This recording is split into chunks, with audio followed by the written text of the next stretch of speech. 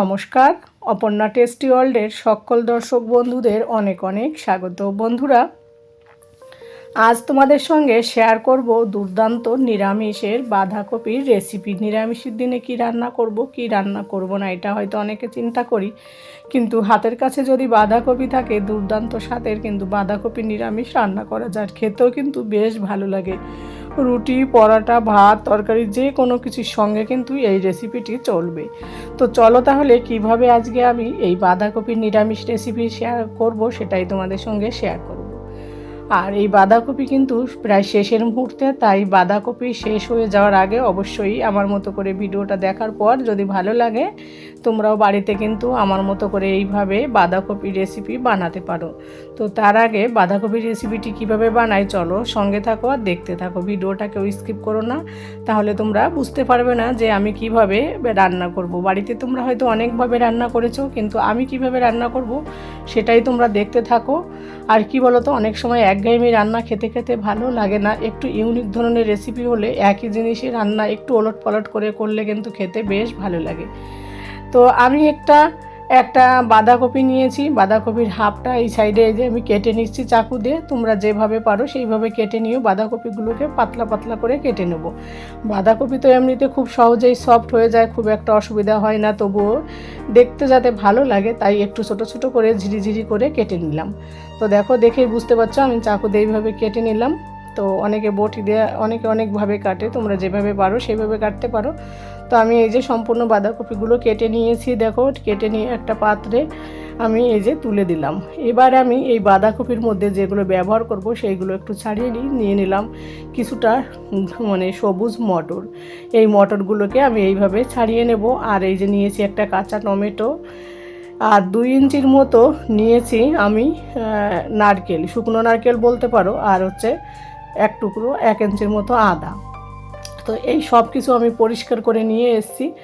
তো বাঁধাকপিটাকে বেশ ভালো করে ধুয়ে পরিষ্কার করে রেখেছি। আর এইদিকে যে লাল বাদামগুলো আমার আগে থেকেই ভাজা ছিল বাড়িতেই, তো সেই বাদামের খোসাটাকে ফেলে দিয়েছি। আর ওই যে টমেটোটাকে কেটে নিয়েছি, আর মটরগুলোকেও ধুয়ে নিয়েছি। আর এইদিকে নারকেল আর হচ্ছে আদার একটা পেস্ট বানিয়ে নিয়েছি। যেহেতু নিরামিষ রেসিপি আমি কিন্তু কোনো পেঁয়াজ রসুন ব্যবহার করব না, তাই একটু নারকেলও গ্রাইন্ড করে নিলাম যাতে খেতে বেশ ভালো লাগে।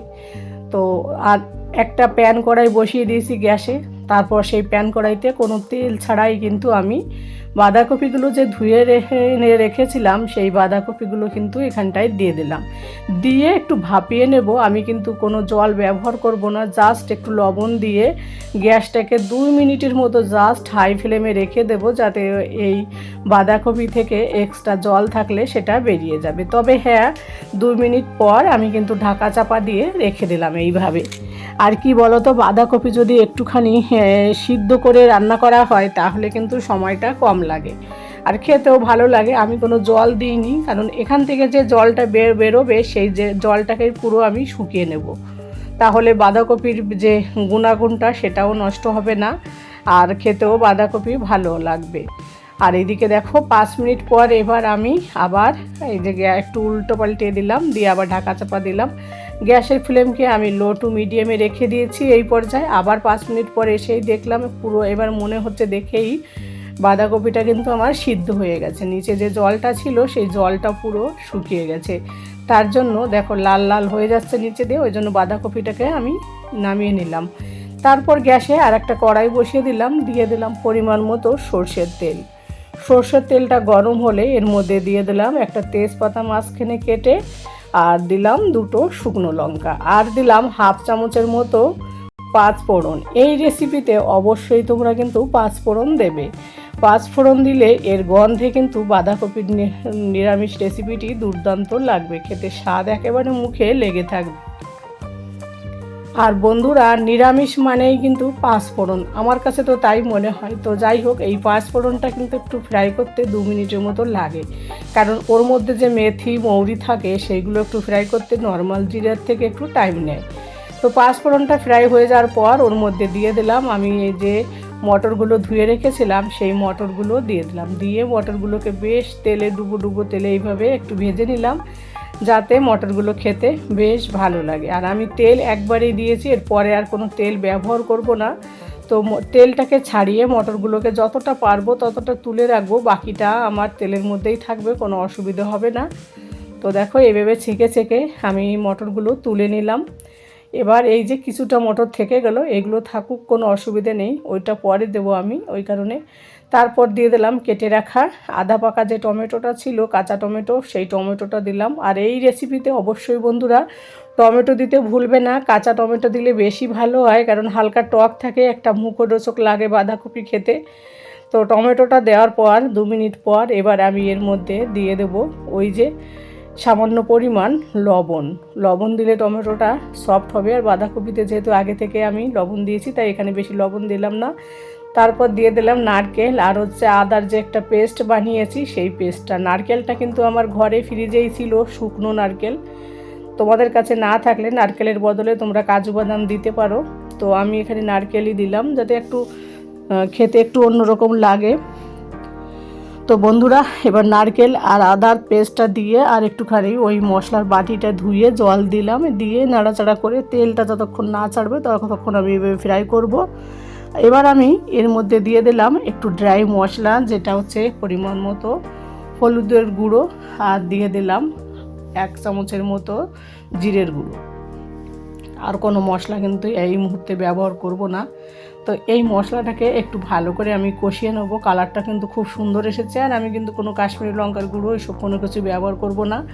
এই পর্যায়ে আমি দিয়ে দিলাম ওই যে ভেজে রাখা যে মটরগুলো, সেই মটরগুলো। যেহেতু তখন তেলে ভাজা হয়েছে, অতটা ভালো ভাজা হয়নি, তাই আমি এই মশলার মধ্যে আবার মটরগুলো দিয়ে দিলাম। দিয়ে বেশ কিছুক্ষণ এইভাবে আমি নাড়াচাড়া করে তারপর আমি যখন আরেকটু তেল ছাড়তে শুরু করবে, তখন আমি ওই যে বাঁধাকপিগুলো মানে আগে থেকে ভাপিয়ে রেখেছি, সেই বাঁধাকপিগুলো কিন্তু এর মধ্যে আমি দিয়ে দেব।